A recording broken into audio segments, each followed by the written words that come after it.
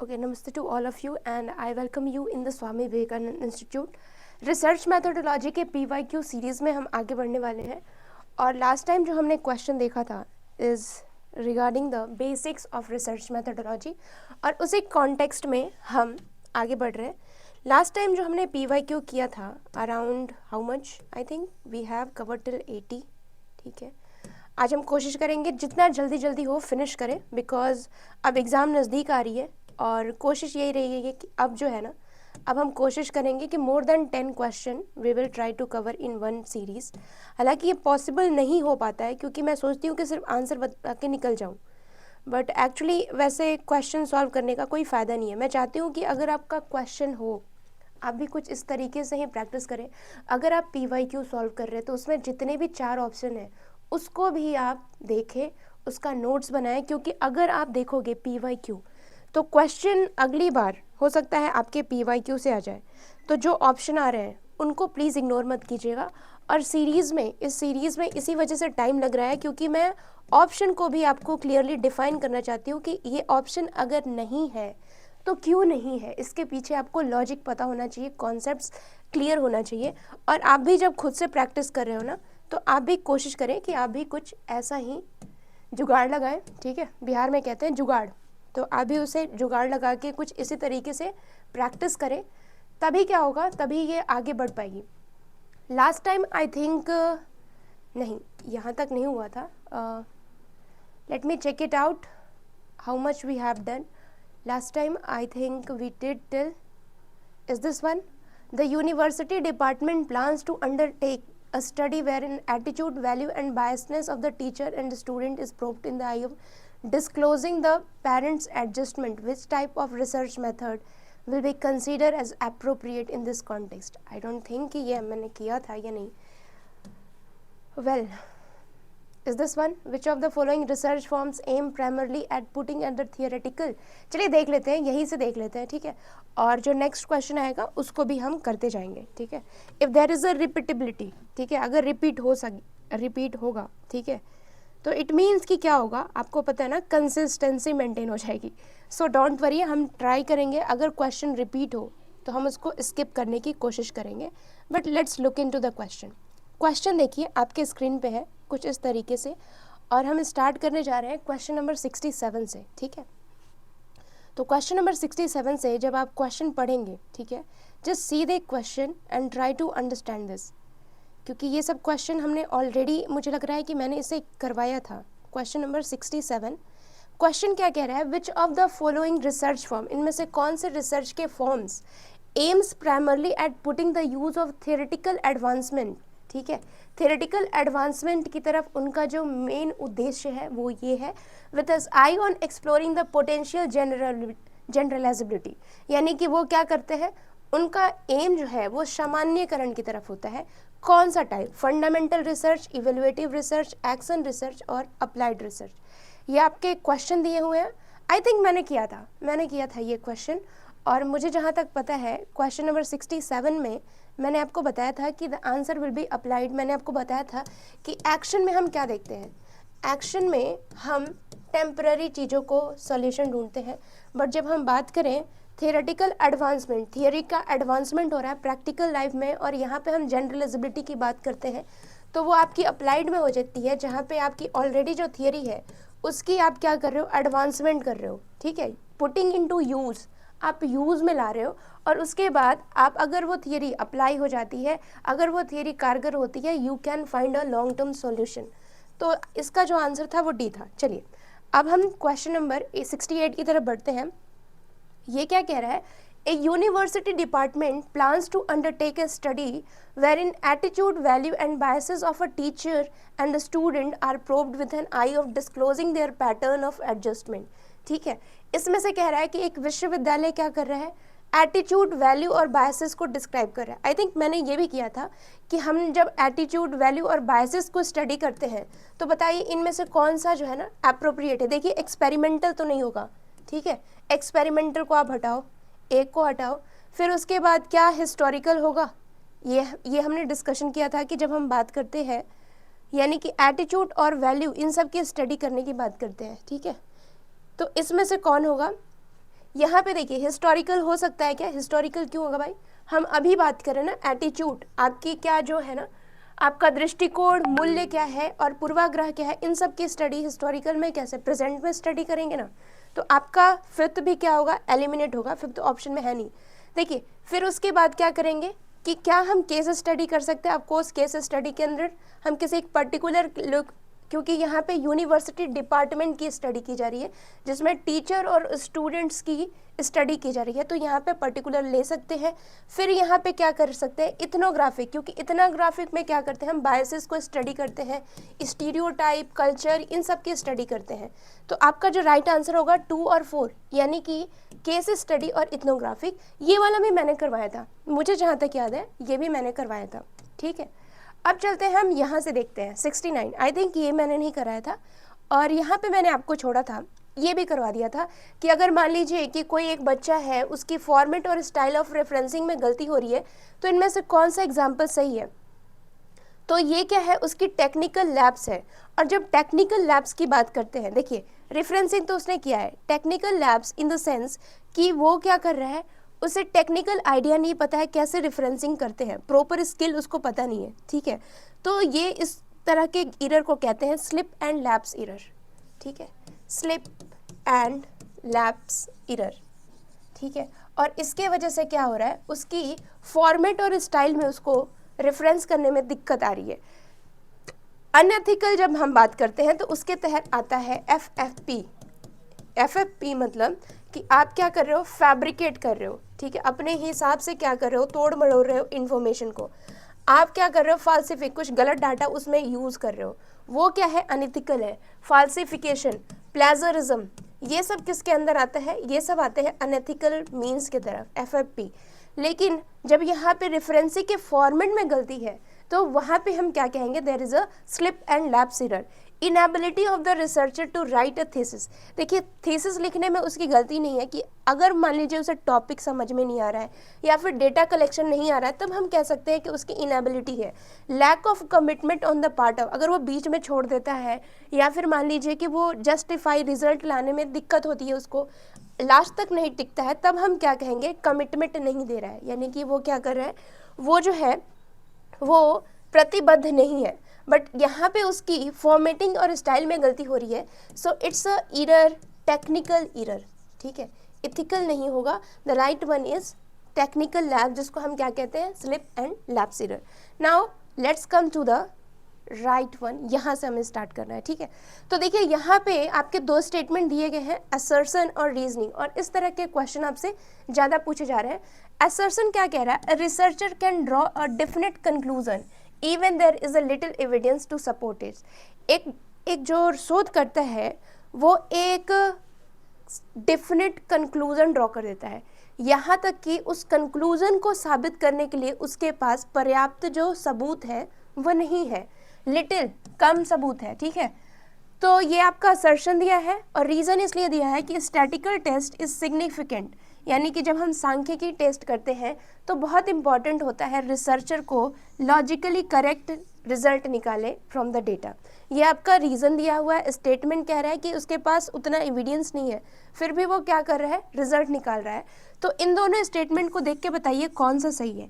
देखिए आप खुद सोचिए कि क्या हम एक डेफिनेट कंक्लूजन समझ रहे हो आप, एक्यूरेट, एग्जैक्ट, कंक्रीट, ठीक है, और ये सब चीज़ें निश्चित निष्कर्ष निकाल रहे हो, आप कह रहे हो यही फैक्टर क्या है रिस्पॉन्सिबल इसके लिए, और इसके लिए आपको एक पूर्ण सॉलिड रीज़न चाहिए, ये नहीं कि थोड़े से कंक्लूजन के आधार पे आप गेस कर रहे हो। So statement 1 is the correct, sorry statement 1 is the incorrect, ठीक है, क्योंकि लिटिल एविडेंस के आधार पे आप कोई भी डेफिनेट कंक्लूजन नहीं निकाल सकते, you need a concrete evidence to prove that this one is the correct one. तो इस आधार पे ये स्टेटमेंट आपका क्या हो गया, असर्शन गलत हो गया। और दूसरा कह रहा है कि स्टैटिकल एविडेंस, सांख्यिकी टेस्ट हमें चाहिए, सिग्निफिकेंट होता है क्योंकि हम लॉजिकली करेक्ट रिजल्ट निकालें, आपको सही है। तो आपका statement 1 is the false but R is the true, so D is the correct answer. And you know ना वाई, क्यों, क्योंकि आपको क्या चाहिए, रिजल्ट में हम जो भी चीज़ करते हैं वो लॉजिकल होना चाहिए, वो सबूत के आधार पे होना चाहिए, ये नहीं कि आप क्या कर रहे हो, कोई भी कंक्लूजन जो ड्रॉ कर रहे हो ऐसे ही ड्रॉ कर रहे हो, हवा में ड्रॉ कर रहे हो, वो तो क्या हो गया, वो आपका जनरल स्टडी हो गया. But when we talk about the research there is a solid and concrete evidence and proof that support your result. ठीक है, so that's why the statement 1 is the wrong one. Now let's come to the next question. और question ये है कि विच of the following represent the correct order of sequences. आपको इसको सही अनुक्रम में लगाना है, बट ये अनुक्रम रिसर्च का नहीं है. ठीक है, ये अनुक्रम किस चीज का है, reading skills in the context of research. जब आप रिसर्च के लिए पढ़ाई करते हो, अध्ययन करते हो, लिटरेचर रिव्यू करते हो, तो उसमें कौन कौन से सीक्वेंसेस फॉलो करते हो आप, इससे के बारे में ये क्वेश्चन है.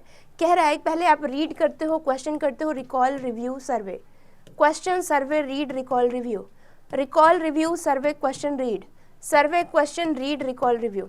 ठीक है, मैं आपको बताऊंगी एक टर्म इससे related, but first of all just read it. ठीक है, इसको पढ़िए और try to guess the correct answer, then we will come to the our answer.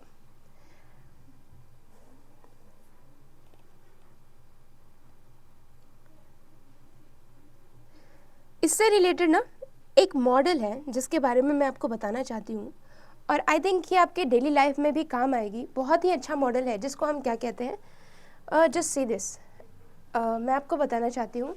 इसको कहते हैं SQ3R मॉडल. SQ3R मॉडल क्या होता है कि जब भी आप लिटरेचर को स्टडी करते हो, कोई भी किताब स्टडी करते हो, उस किताब को सिर्फ आप ऐसे नहीं पढ़ते हो, that should be active reading. यानी कि फॉर एग्जाम्पल आप किसी किताब को 4 घंटे में पढ़ रहे हो, ठीक है, और आप दिमाग में कुछ और सोच रहे हो, बट जब हम इस तरह की रीडिंग करते हैं ना, तो वही किताब हम 2 घंटे में रीड कर लेते हैं, और इसी को कहते हैं एक्टिव रीडिंग. और इसके तहत हम इस मॉडल का यूज़ करते हैं. ये क्या है, let's have a look. S for survey, हम क्या करते हैं, सर्वे करते हैं.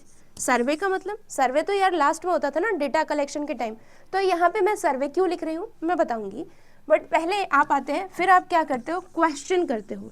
ठीक है, आपने क्वेश्चन किया, फिर उसके बाद ये जो 3 R है, इसका मतलब है R R R. यानी कि अभी आप क्या करते हो, लास्ट में आप क्या करोगे, रिव्यू करोगे, है ना, लास्ट में आप रिव्यू करोगे, और फिर उसके बाद जो आएगा वो क्या है आपका, रीड. ठीक है, आपने क्वेश्चन करके आपने रीड किया, और फिर उसके बाद आप क्या करते हो, रिकॉल. रिकॉल हो गया, रिसाइट हो गया, आप कुछ भी कह दो, बहुत सारे नाम है यहाँ पे. तो रिकॉल कह लो, या फिर रिसाइट कह लो, या फिर आप रिफ्लेक्ट कर लो, ये तीनों इसके तहत आएंगे. ठीक है, तो इसको कहते हैं SQ3R मॉडल. अब जब फर्स्ट थिंग फर्स्ट आपके जहन में क्वेश्चन आएगा, मैम सर्वे पहले कैसे, क्या, तो सर्वे का मतलब यहाँ पे क्या होता है कि आपने क्या किया, आपने जो इम्पॉर्टेंट पॉइंट्स है, आपको क्या ढूंढना है.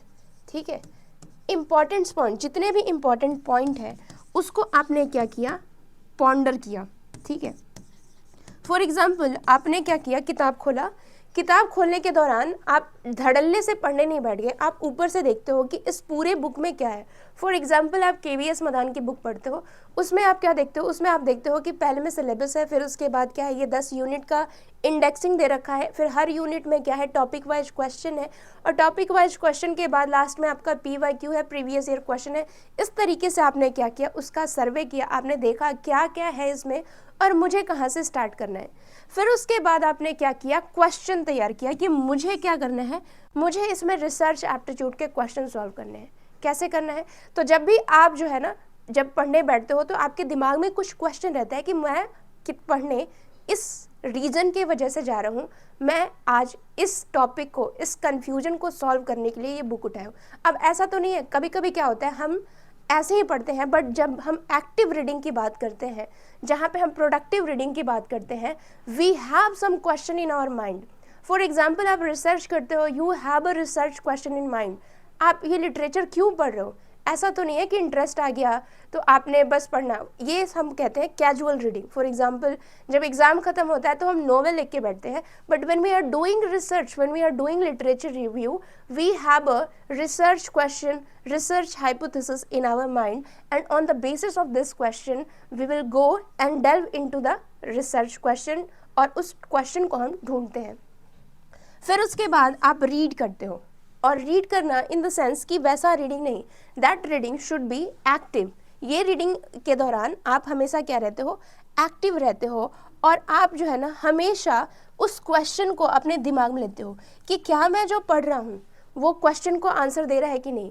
तो आप बार बार आप क्वेश्चन को रिपीट करते रहोगे अपने दिमाग में, और उसके बाद रीड करोगे, और फिर आप क्या करोगे, रिकॉल करोगे, रिसाइट करोगे और रिफ्लेक्ट करोगे। फॉर एग्जाम्पल आपने KVS मदान का एक पैराग्राफ पढ़ा, और फिर उसके बाद लगेगा कि अच्छा ये वाला तो नया पॉइंट है, इसको नोट डाउन करते हैं, अच्छा ये वाला तो मैंने पढ़ा था, ये तो ऑलरेडी मेरे नोट्स में, इसको रहने देते हैं। मतलब आप रिफ्लेक्ट करते हो, रिकॉल करते हो और रिसाइट करते हो कि क्या मुझे कुछ नया मिला। फिर उसके बाद आप क्या करते हो, रिव्यू करते हो। रिव्यू इन द सेंस कि आप देखते हो कि क्या कोई इंपॉर्टेंट पॉइंट छूट गया है, ठीक है, या मैंने जो सिलेबस में था सब कुछ पढ़ लिया है। तो जो एक्टिव रीडिंग होती है, जिसमें आप देखोगे कि जो कुछ बच्चे क्या होते हैं, बुक लेकर के दिन भर सोए सोए पड़े रहते हैं, और कुछ बच्चे क्या करते हैं, बहुत ही कम टाइम में पूरे बुक को फिनिश कर लेते हैं, because they are using the SQ3R model.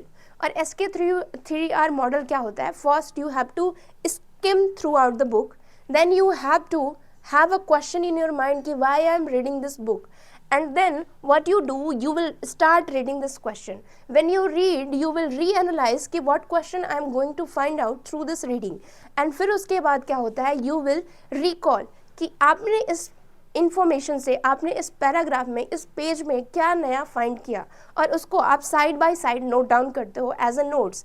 और लास्ट में आप क्या करते हो, यू हैव टू रिव्यू कि क्या मैंने कुछ छोड़ा, क्या मैं उसको करंट अफेयर से सप्लीमेंट कर सकता हूँ। तो इसको हम कहते हैं SQ3R model, and that should be used by every student while reading, and this will be save your time a lot. So this question is nothing but a technique that I have just told you, SQ3R model के बारे में है। तो आप खुद देखिए इसमें क्या है, पहले सर्वे, फिर उसके बाद question, read, recall, review, answer, ठीक है। So this is all about answer. Now let's come to the next question. Next question कह रहा है, the study of why does stressful living result in a heart attack. ठीक है, आपको क्या करना है, आपने एक स्टडी करा, रिसर्च स्टार्ट करा, और टॉपिक जो था आप ये फाइंड करने वाले हो कि क्यों जो है स्ट्रेसफुल लिविंग कंडीशन से हार्ट अटैक होता है। तो इस तरह की स्टडी को आप किसके तहत वर्गीकरण करेंगे, डिस्क्रिप्टिव रिसर्च के तहत, वर्णनात्मक शोध के तहत, व्याख्यात्मक यानी एक्सप्लोरेटरी रिसर्च के तहत, कोरिलेशनल यानी कि सहसंबंध के तहत, और फिजिबिलिटी रिसर्च के तहत यानी कि व्यवहार्यता अनुसंधान के तहत। Very interesting question, very conceptual question, ठीक है, और इसको आप ट्राई कीजिए। और मैं आपको बताती हूँ अभी इसका कुछ कीवर्ड आपके ना क्वेश्चन में छिपे रहते हैं, ठीक है, और आपको क्या करना है, बस उस कीवर्ड को आइडेंटिफाई करना है, ठीक है। यहाँ पे जो कीवर्ड आपको देखने को मिल रहा है वो है वाई। जब आप कोई भी रिसर्च स्टडी करते हो जिसमें आप वाई का आंसर ढूंढते हो, इट मीन्स कि what you are finding, you are explaining something, you are finding the why, because, ठीक है। और जब हम बिकॉज की बात करते हैं हम एक्सप्लेन करते हैं, एक्सप्लेनेटरी, ठीक है। डिस्क्रिप्टिव में हम क्या करते हैं, एज इट इज जो भी है व्हाट का आंसर ढूंढते हैं, but when you talk about the explanatory you will answer because, क्यों का आप आंसर ढूंढते हो। उसके बाद एक चीज आप देखोगे, डिस्क्रिप्टिव एज इट इज लिखना, explanatory you will answer the why. When we talk about the correlation, अब बहुत सारे बच्चे क्या ढूंढेंगे, उनको लगेगा कोरिलेशन होगा, क्योंकि कोरिलेशन में हम क्या कर रहे हैं, हार्ट अटैक और स्ट्रेसफुल के बीच में रिलेशन ढूंढ रहे हैं। बच्चा यहाँ पे हम रिलेशन ढूंढ रहे हैं, बट यहाँ पे हम वाई का आंसर नहीं देते हैं। When we talk about correlation हम क्या करते हैं, दो चीज़ों के बीच में या दो से ज़्यादा तीन चीज़ों के बीच में सिर्फ रिलेशन स्टडी करते हैं, और ये रिलेशन पॉजिटिव, निगेटिव, ठीक है, आपने पढ़ा है ना कोफिशिएंट, कोफिशिएंट, ठीक है, इसमें ये पॉजिटिव, निगेटिव और क्या हो सकता है, जीरो, ये मतलब कोई रिलेशन नहीं है। तो यहाँ पे हम सिर्फ रिलेशन स्टैब्लिश करने की कोशिश करते हैं, हम वाई का आंसर नहीं देते हैं। क्वेश्चन आपसे वाई पूछ रहा है, when we explain the why we use the method that is explanatory research. Feasibility research क्या होता है, इट्स अ पायलट टेस्टिंग। आपने सुना है ना कि आप मान लीजिए कोई रिसर्च करने जा रहे हो, तो पहले में क्या करते हो, उसकी कितनी लागत होगी, कितना टाइम लगेगा, इसके बारे में आप मॉडल वे में छोटा सा रिसर्च करते हो साइड में, दैट इज पायलट स्टडी, ठीक है। तो योर राइट आंसर जहाँ पे आप वाई का आंसर फाइंड करते हो that will be explanatory research. Now let's come to the next question. Next question क्या कह रहा है? The major characteristic of correlation analysis. मैंने आपको just बताया correlation means you are trying to establish the relation between the two factors. और यही यहाँ पे पूछ रहा है कि the major characteristic of correlation as analysis is to seek out, कि जब हम सहसंबंध विश्लेषण की बात करते हैं तो इसमें मेन उद्देश्य क्या होता है हमारा? डिफरेंस अमॉन्ग द वेरिएबल, इन दोनों के बीच में क्या अंतर है ये ढूंढना, कि हम वेरिएशन के जो वेरिएबल होते हैं उनके बीच में वेरिएशन ढूंढने की बात करते हैं, ये आपका सेकेंड ऑप्शन है। एसोसिएशन अमॉन्ग द वेरिएबल, उनके बीच में क्या संबंध है ये स्टैब्लिश करने की कोशिश करते हैं, या फिर रिग्रेशन अमॉन्ग वेरिएबल, ये आपको बताना है। ये आपके 4 ऑप्शन है। और मैंने आपको जस्ट बताया कि जब हम कोरिलेशन की बात करते हैं तो हम हमेशा क्या बात करते हैं? हम बात करते हैं उनके बीच में क्या संबंध है उसको स्थापित करने की कोशिश करते हैं। और ये हमें कैसे पता चलता है? एसोसिएशन देखने के बीच, यानी हम एसोसिएशन देखने। अब ये एसोसिएशन हमें कैसे पता चलता है? कोरिलेशन कोफिशिएंट के थ्रू। कोरिलेशन ठीक है, अरे यार कोरिलेशन, ठीक है, आप देख लेना स्पेलिंग, क्योंकि एक्चुअली क्या होता है ना, मुझे पता है कि जब मैं लिखती हूँ बहुत सारी गलतियाँ होती हैं, स्पेलिंग मिस्टेक होती है, क्योंकि मैं उस टाइम बोलने की भी कोशिश करती हूँ और लिखने के टाइम पे। सो बी वेरी अलर्ट, आप आँख कान खोल के इस टॉपिक को देखें, ठीक है। और अगर आपको लगता है कि कोई गलती हो रही हो, so take it as your common sense, आप उसको कॉमन सेंस से देखें, ठीक है, क्योंकि इस टाइम पे मेरा पूरा ध्यान जो है ना आपको एक्सप्लेन करने पे है, लिखना जस्ट बिकॉज मैं आपका ध्यान यहाँ पे आकर्षित करना चाहती हूँ, that's why I am writing this. But जब हम बात करते हैं कोरिलेशन कोफिशिएंट की, तो हमेशा +1 -1 में हम क्या करते हैं? पॉजिटिव +1 और नेगेटिव, और बीच में क्या होता है? 0, यानी 0 क्या शो करता है कि इसके बीच में कोई रिलेशन नहीं है वेरिएबल के बीच में, ठीक है। तो अगर पॉजिटिव इट मीन्स कि दोनों एक डायरेक्शन में दोनों बढ़ रहे हैं या दोनों घट रहे हैं। जब एक बढ़ेगा दूसरा घटेगा, उसको हम क्या कहते हैं? Negative correlation. तो ये सब चीज़ें आप कोरिलेशन कोफिशिएंट के थ्रू आप देखते हो। और कोरिलेशन क्या करता है? दोनों के बीच में संबंध देखने की कोशिश करता है, उसी को हम क्या कहते हैं? उसी को हम कहते हैं कोरिलेशन एनालिसिस, ठीक है। अब हम नेक्स्ट क्वेश्चन की तरफ बढ़ते हैं। नेक्स्ट क्वेश्चन क्या है? The major characteristic of correlation analysis, ठीक है, यही क्वेश्चन है। अच्छा, रिपीट हो गया, okay sorry. Let's seek this question, this is very important question, थोड़ा बड़ा क्वेश्चन है बट फिर भी यू विल सॉल्व दिस। कह रहा है कि 2 सेट आपको दिए गए हैं, सेट 1 और set 2। As you can see, पहले सेट में आपको रिसर्च के टाइप्स बताए गए हैं और दूसरे सेट में क्या है? कैरेक्टरिस्टिक बताए गए हैं, ठीक है। और आपसे क्या कह रहा है कि आपको दोनों के बीच में बताना है कि कौन किससे संबंधित है। सेट 1 में, अच्छा एक चीज़ मैं आपको बताऊं, जब भी इस तरह के क्वेश्चन एग्जाम में आए, ठीक है, आपको क्या करना है? अगर आप 15 सेकेंड में आपको इसको फट से पढ़ना है, एक बार स्किम करना है बर्ड आई से, ठीक है, और फिर उसके बाद आपको मेन मोटिव ये है कि आप सेकेंड वाले ऑप्शन को पहले पढ़ो, ठीक है, इसको बस देखें और इसको आप पढ़ोगे, ठीक है। फॉर एग्जाम्पल चलिए हम क्या करेंगे? Fundamental research, applied research, action research, evolutive research, ये फर्स्ट पार्ट में है। दूसरा क्या कह रहा है? आप इसको पढ़ करके आप तब इससे मिलाइएगा, ये नहीं कि इसको पढ़ के आप इससे मिलाएंगे, you will be get confused, ठीक है, आप कंफ्यूज हो जाओगे। यकीन मानिए जब भी आपका एग्जाम आए तो सबसे पहले क्या करना है? इस साइड वाला, ठीक है, जो ज़्यादा एक्सप्लेन्ड है उसको पहले पढ़ना है एज कम्पेयर टू कि जो जस्ट सिंपली मैंशनड है। तो जो ज़्यादा एक्सप्लेन है ना, वो चीज़ें बार बार आपको क्या करती हैं? आपकी जो दिमाग होती है ना, आपकी जो ब्रेन होती है, वो जल्दी उसको क्या करती है? कैप्चर कर लेती है। आपको एग्जाम में टाइम लिमिटेड है, that's why I am telling कि जब भी आप एग्जाम में इस तरह के क्वेश्चन देखो तो जो ज़्यादा ऑप्शन, अगर मान लीजिए इस तरह के मैच ऑफ द फॉलोइंग है, तो जो ज़्यादा एक्सप्लेन्ड वे में दिया हुआ है उसको पहले पढ़िए, क्योंकि उससे क्या होता है? हमारी जो दिमाग होती है वो हिंट ज़्यादा लेता है, जल्दी ले लेता है, और जल्दी लेना ही क्या होता है? आप 1 सेकंड अपने दोस्त से आगे निकल जाते हो, पूरा गेम चेंज हो जाता है। So that's why analyse this kind of question with a very scrutinise mind, ठीक है, वहाँ पे खेलना है, ठीक है, अपने दिमाग को, इसी को कहते हैं प्रैक्टिस। जब आप प्रैक्टिस करते हो ना बार बार, तो आपकी पता चल जाती है कि मुझे कौन सा क्वेश्चन किस तरीके से अप्रोच करना है। This is what I am telling. तो जब हम बात करते हैं finding out the extent of perceived impact of intervention, मुझे नहीं पता, developing and effective explanation through theory building, हम थियरी बिल्डिंग की बात करते हैं। और फिर कह रहा है improving the existing situation through the intervention. Fourth कह रहा है exploring the possibility of theory use in a various situation. देखिए हम क्या कर रहे हैं यहाँ पे, पॉसिबिलिटी ऑफ थियरी, क्या थियरी की पॉसिबिलिटी है बहुत सारे सिचुएशन में, ठीक है। ये किस में होगा, अप्लाइड में ना। अप्लाइड में ही हम क्या करते हैं, थियरी की पॉसिबिलिटी ढूंढने की कोशिश करते हैं। अच्छा, इसमें ये है, वेट, यहाँ पे दोनों में आप देखिए एक एक करके दिया है, इसको आप सुधारोगे, ठीक है, इसको आप सुधार लोगे। वो जो ऑप्शन है फोर्थ वाला, दोनों में कंडीशन जो है ना 1-1 है, तो उसको आप एक बार चेक कर लोगे, क्योंकि या तो आप यहाँ पे 3 कर लो, मुझे नहीं पता इसका राइट आंसर क्या है, बट यहाँ पे आप क्योंकि दोनों 1-1 दिया है, that's why you have right this, but आप एक बार चेक कर लेना वहाँ पे 1-3 है या फिर 3-1, ऐसे आप कर लो, ठीक है। जस्ट सी दिस, इसको आप देख लीजिए, फिर उसके बाद हम डिस्कशन करेंगे। तो हमने क्या किया, हाँ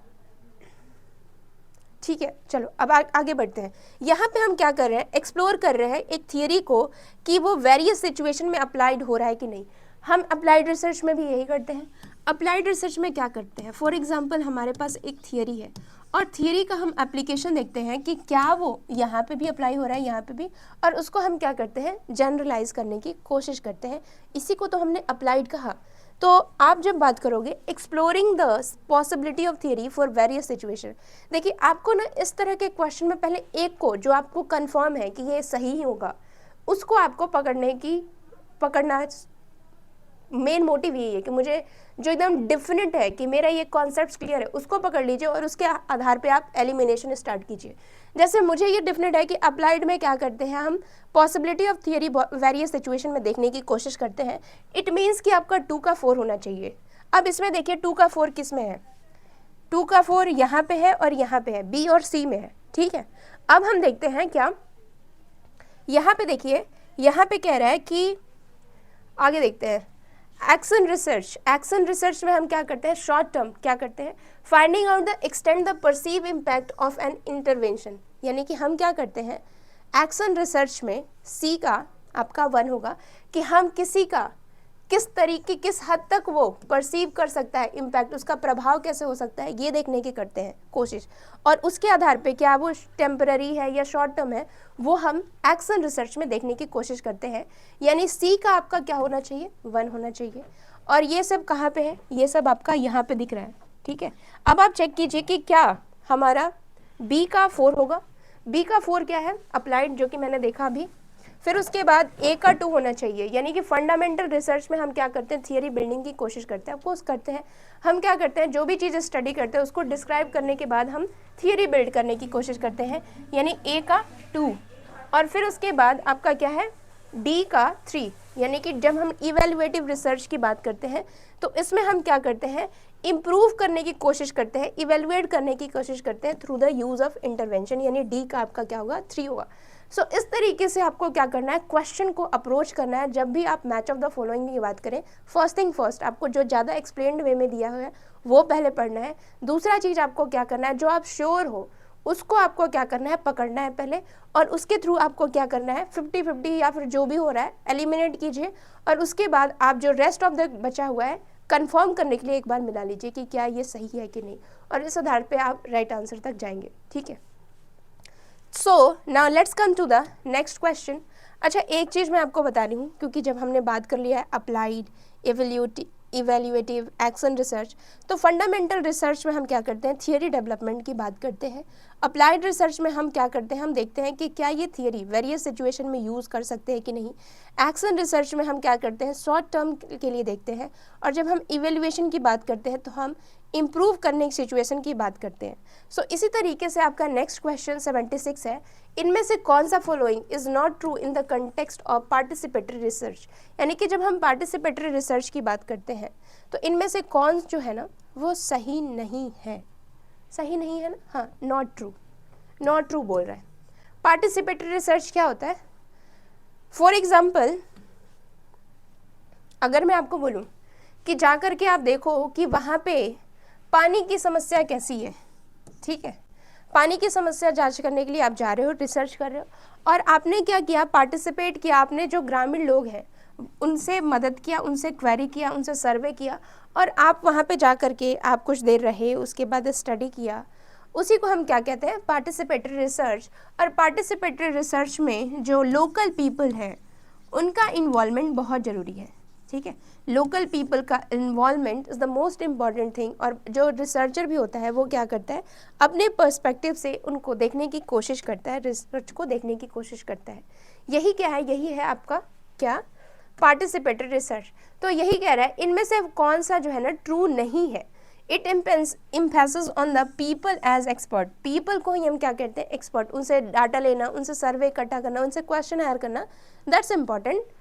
it's collective process of inquiry. वहाँ पे हम क्या करते हैं, पूछताछ करते हैं, तो वहाँ पे इंक्वायरी भी होता है। और the sole purpose the production of knowledge, knowledge का production, the recognise knowledge as a power, ठीक है। यहाँ पे knowledge as a power Foucault का आइडिया है, but when we talk about जो आपका रिसर्चर है, रिसर्चर क्या करता है, अपने हिसाब से वो क्या करता है, डेटा कलेक्शन करता है और लोगों को वो क्या करता है, बताता है। इट मीन्स कि जब हम बात करते हैं पार्टिसिपेटरी रिसर्च की, तो वो इंक्वायरी लोकल पर्सन पे बेस्ड होता है, लोग पार्टिसिपेशन करते हैं और लोगों का जो इन्फॉर्मेशन होता है वही क्या होता है, मेन होता है।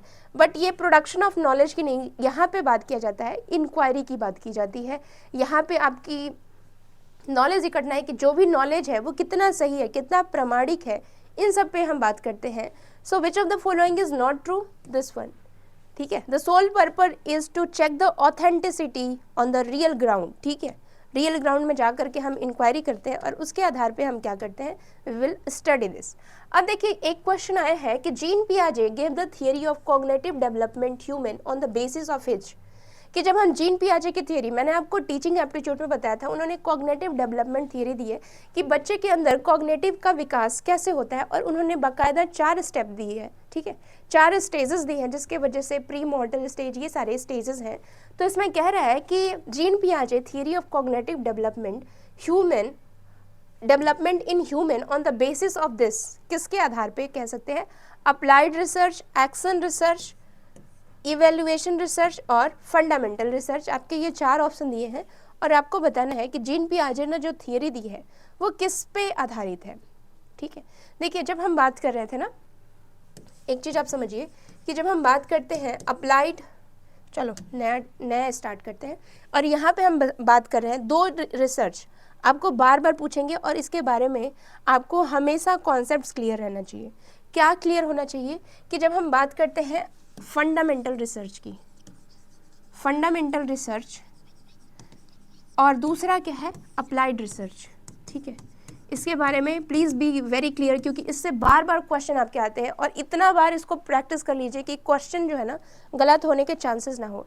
एक तो है आपका फंडामेंटल रिसर्च, जिसको हम बेसिक रिसर्च भी कहते हैं, और इसको क्या कहते हैं, प्योर रिसर्च, और दूसरा क्या होता है, अप्लाइड रिसर्च। जब हम फंडामेंटल रिसर्च की बात करते हैं तो ये किस चीज़ पे बात करते हैं, नॉलेज इन्हांसमेंट पे बात करता है, कि यानी हमें क्या करना है, नॉलेज की इन्हांसमेंट करनी है, उसके लिए हम क्या करते हैं, एक्सप्लोर करते हैं, नॉलेज पढ़ते हैं।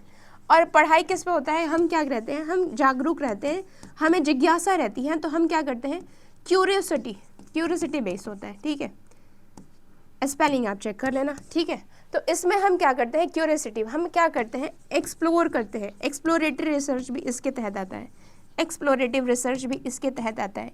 ये जब भी हम बात करते हैं ये कैसा होता है, that is generally quantitative in nature, qualitative in nature. ये कैसा होता है, क्वालिटेटिव होता है।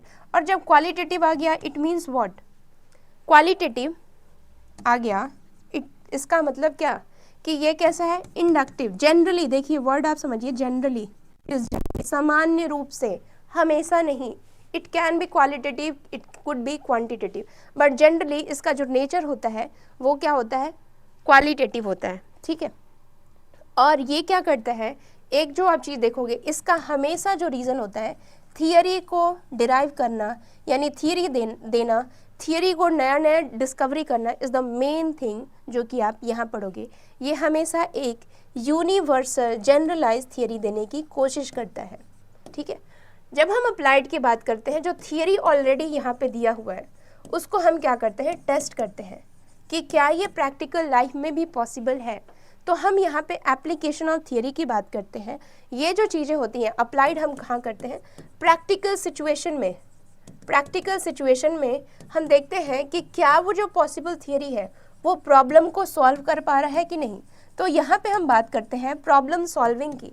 और फिर उसके बाद आप क्या देखोगे, ये क्या है, इसके तहत इसका जो छोटा पार्ट है वो है क्या, एक्शन रिसर्च भी इसके तहत आता है। ठीक है, यहाँ पे क्या है, एक्सप्लोरेटरी रिसर्च, एक्शन रिसर्च भी इसी तरह से आया। तो ये मेजर अंतर होता है फंडामेंटल, यहाँ पे थियरी हमने क्रिएट किया और यहाँ पे हमने टेस्ट किया। ये सब चीज़ें आप याद रखोगे। अब बढ़ते हैं थोड़ा क्वेश्चन की तरफ। क्वेश्चन क्या कह रहा है, जीन पियाजे ने एक थियरी दिया, कॉग्निटिव डेवलपमेंट थियरी। वो किस पे आधारित है, फंडामेंटल रिसर्च पे आधारित है। एक्शन अप्लाइड क्या है, that is the testing of the theory. जो थियरी है उसको आप टेस्ट कर रहे हो। और इवेल्युएशन मतलब क्या, देयर इज द चांसेस कि आप उसमें एनालिसिस कर रहे हो। So when we talk about the theory giving, it is related to fundamental research, and how it is I have just explained this. Now let's come to the next question. कह रहा है the research approaches of the Max Weber. Max Weber की एक research approach है, ठीक है, और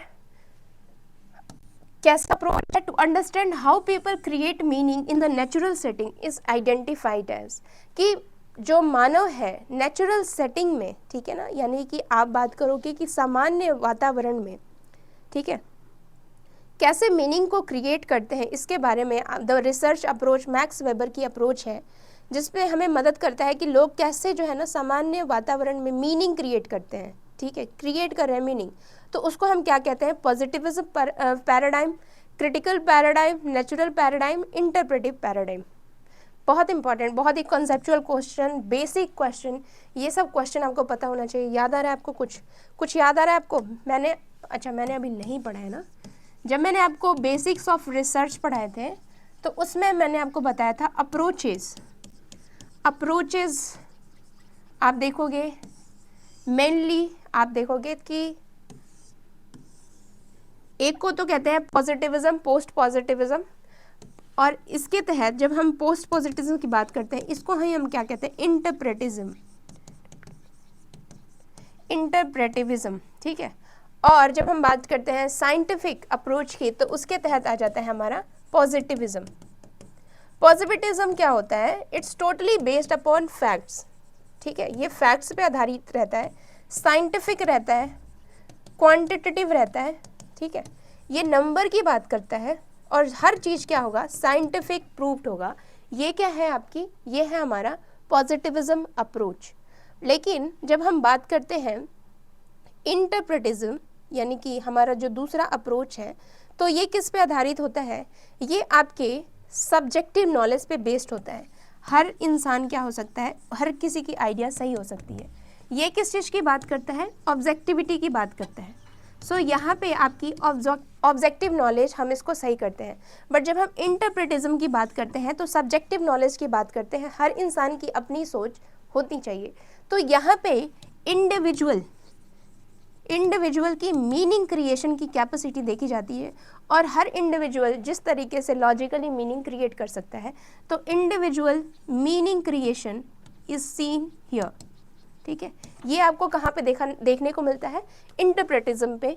जबकि हम पॉजिटिविज्म में science, facts, objective, quantitative nature, और एक चीज़ आप देखोगे ये हमेशा कैसा होता है, एम्पिरिकल, ऑब्जर्वेशन के आधार पे होता है। तो एम्पिरिकल एक्सपीरियंस बेस्ड होता है। ये कैसा होता है, डिडक्टिव इन नेचर होता है। ठीक है, डिडक्टिव इन नेचर होता है। तो ये बेसिक अंतर होता है जब भी हम अप्रोचेस की बात करते हैं। इसके तहत आप क्या, इंटरप्रेटिज्म, पॉजिटिविज्म, और इसी को हम आगे चल के पोस्ट पॉजिटिविज्म, इसमें भी कुछ कोरिलेशन होते हैं जिसके बारे में हम बात करेंगे। बट ये बेसिक अप्रोचेस हैं। अब देखिए क्वेश्चन यही पूछ रहा है कि द रिसर्च अप्रोच जो मैक्स वेबर ने दिया गया है, जो ये कह रहा है कि पीपल कैसे एक मीनिंग को क्रिएट करते हैं, उसको हम क्या कहते हैं। पॉजिटिविज्म में हमने साइंस और फैक्ट्स की बात की, क्रिटिकल पैराडाइम में हमने साइंटिफिकली उसको देखा, नेचुरल पैराडाइम में हम क्या करते हैं, यहाँ पे आता है हमारा क्या, मेटाफिजिक्स आता है। मेटाफिजिक्स क्या होता है, मेटाफिजिक्स में हम हर चीज़ों को नेचुरल एक्सप्लेनेशन देते हैं। ठीक है, तो यहाँ पे आपकी साइंस की थोड़ी सी बहुत समझ आती है। फॉर एग्जांपल आपने देखा है जब आपने रेनेसा आया था यूरोप में, पुनर्जागरण आया था तो वहाँ पे हर लोग नेचर की तरफ, फॉर एग्जाम्पल इससे पहले था थियोलॉजी। थियोलॉजी में क्या होता है, हर चीज़ों का जो व्याख्या होता है वो रिलीजन से होता है, कि अगर मान लीजिए बिजली कड़क रहा है इसका मतलब भगवान गुस्सा हुए होंगे, तो ये क्या था, ये this are the religious explanation. But जब हम बात करते हैं मेटाफिजिक्स की, इट मीन्स कि कहीं ना कहीं ये नेचर पे बात करता है कि of course there is a positive and negative charge in the cloud that's lead to a thunderstorm. But जब हम बात करते हैं इंटरप्रेटिज्म की, तो वो क्या करता है, सब्जेक्टिव अंडरस्टैंडिंग की बात करता है, ह्यूमन की बात करता है। पॉजिटिविज्म क्या बात करता है, साइंस की बात करता है, प्योर साइंस की बात करता है, फैक्ट्स की बात करता है। यहाँ पे हम क्या बात करते हैं, वैल्यूज़ की बात करते हैं, ठीक है। तो ये मेन पैराडाइम है, जब भी हम पढ़ते हैं रिसर्च तो आपको ये बेसिक चीज़ें पता होनी चाहिए, ये आपके कॉन्सेप्चुअल नॉलेज के तहत आती हैं। अब एक क्वेश्चन आप देख लीजिए, ये कह रहा है the principle of fundamental research used in. जब हम फंडामेंटल रिसर्च की बात करते हैं, ठीक है, तो उसके प्रिंसिपल को हम किस में यूज़ करते हैं, मौलिक अनुसंधान के सिद्धांतों का उपयोग हम कहाँ करते हैं, एक्शन रिसर्च में, अप्लाइड रिसर्च में, फिलोसफिकल रिसर्च में, या फिर हिस्टोरिकल रिसर्च में। Remember this word used in, यानी कि जो भी सिद्धांत, जो भी थियरी आप फंडामेंटल रिसर्च के दौरान लाते हो, उसका आप कहाँ पे अप्लाई करते हो। भाई एप्लीकेशन की बात आ रही है, यूज़ करने की बात आ रही है, तो हम इसको कहाँ यूज़ करते हैं, अप्लाइड में। अप्लाइड में ही हम क्या करते हैं, टेस्ट करते हैं कि क्या प्रैक्टिकल लाइफ में जो थियरी दिया है वो पॉसिबल हो पा रहा है कि जस्ट ये थियरी है। तो एप्लीकेशन की बात करेंगे तो it will be applied research में वो क्या करते हैं, हम थियरी को टेस्ट करते हैं, थियरी को देखते हैं कि क्या वो सच में वहाँ पे अप्लाई हो रहा है कि नहीं। अब जो नेक्स्ट क्वेश्चन जहाँ पे मैं आपको यहाँ पे स्टॉप करूँगी और मैं छोड़े जा रही हूँ इस क्वेश्चन के साथ, जब नेक्स्ट क्लास में हम मिलेंगे तो इस क्वेश्चन को हम डिस्कस करेंगे। क्वेश्चन आपका क्या है, कह रहा है कि आपको क्या करना है, क्वालिटेटिव रिसर्च के कुछ फीचर्स आपको दिए गए हैं और आपको आइडेंटिफाई करना है कि इनमें से कौन जो है सही फीचर्स है। आपके ऑप्शन कुछ इस तरीके से दिए रहे हैं। In the next class we will discuss this question और इसका एक्सप्लेनेशन भी देखने की कोशिश करेंगे। Till then just keep reading and keep learning research aptitude. Thank you.